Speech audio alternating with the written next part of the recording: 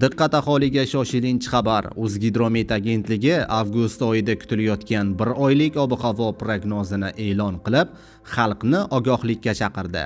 Barcha fuqarolar tezda xabardor bo'ling.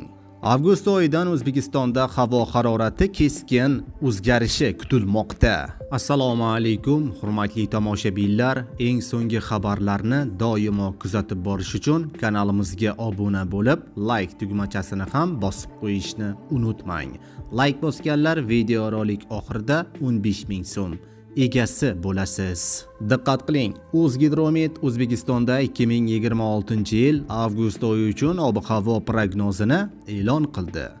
Avgust oyida havo qanday kuzatiladi? O'zgidromet prognozlariga ko'ra, avgust oyi quruq va biroz issiq ob-havo bilan boshlandi. 1-2 avgust kunlari havo harorati respublikamizning aksariyat hududlarida 38-41 darajagacha, janubda va cho'l hududlarimizda esa 42-43 darajagacha ko'tarilgandi.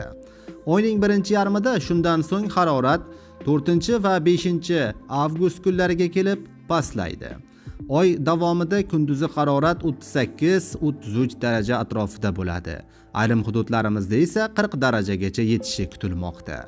Kechalari esa harorat 24-22 darajani tashkil qiladi. Oyning ikkinchi yarmiga kelib esa harorat 17-22 darajagacha pastlaydi. Prognozlarga ko'ra, oyning oxiriga kelib O'zbekiston hududiga nisbatan salqin ob-havo kirib kelishi kutilmoqda. Harorat asta-sekin ushbu oyning oxiriga kelib 25-30 darajagacha, kechalari esa 12-15 darajagacha pastlab ketishi kutilmoqda.